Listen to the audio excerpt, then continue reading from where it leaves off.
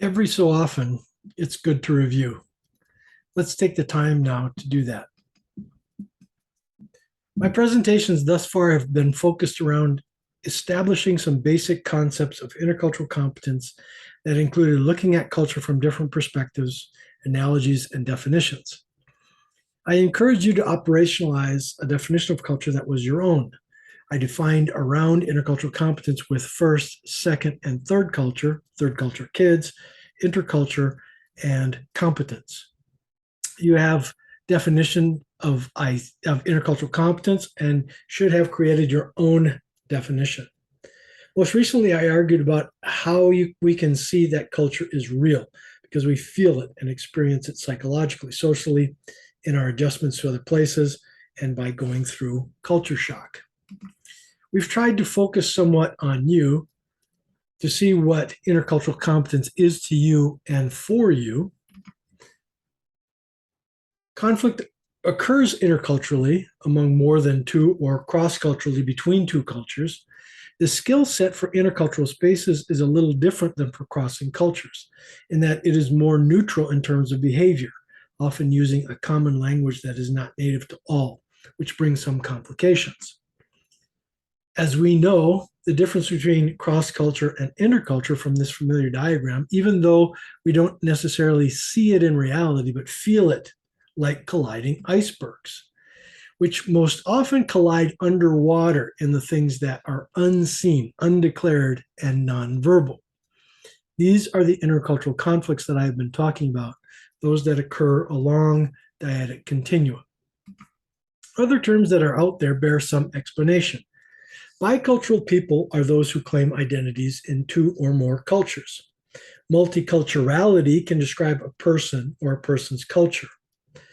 American culture is considered multicultural, even if it doesn't equally recognize people's cultural identities.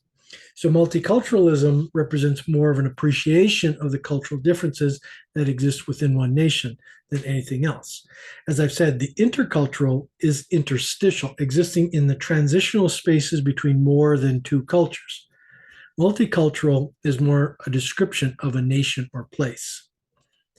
Other terms out there are intercultural communication or cross-cultural communication, which focus on the communicative aspects and challenges. But in my mind, don't treat of intercultural competence as a whole, being limited to communication only. Intercultural communicative competence, ICC, is a field within intercultural competence, IC, but not the totality of the field of intercultural competence, only a subset belonging to the communicative aspects of cultural exchange. More terms we see are inculturation, which is the inculcating of a culture, mostly a first culture in the young members of the culture.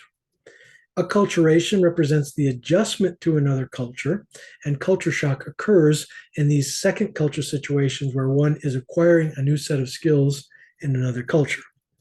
Acculturation tends to be voluntary and initiated by the person crossing cultures.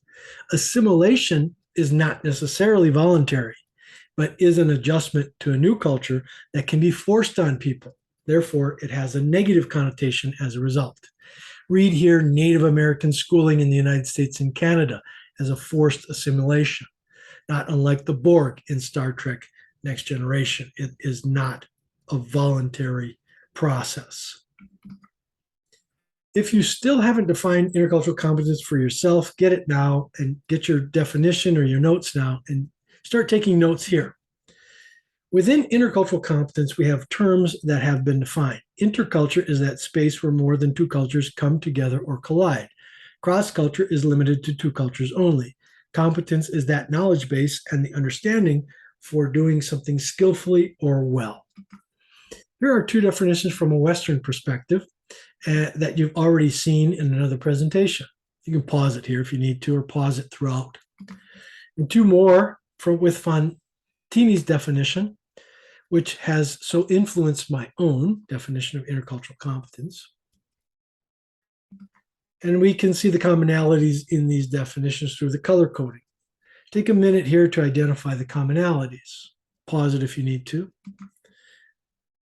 And decide now which of these are most important to your own final definition of intercultural competence. Feel free to pause here. revise your definition. So take some time here to take a look at your definition, revise it along the different ways that you think there are essential elements, and finalize it. Feel free to pause it. And of course, here's my definition again. As you can see, it was not developed in a vacuum, but was based on some leading interculturalist ideas and my own Thomistic background of my education. And we have already defined each of these elements, as you will want to do in your own definition. Now let's move on from the nuts and bolts to building knowledge that will help us diagnose issues, anticipate conflicts that will be the things that will help us understand culture, intercultural situations, and how to help to wage peace in the world around us. While I use these videos as presentations for the courses I teach on intercultural competence, they're also freely available for anybody to watch. So please feel free to like or subscribe to the channel as you see fit and share. Your feedback is valuable to me so that I can make sure things are clear to you. And may you find the peace you're looking for.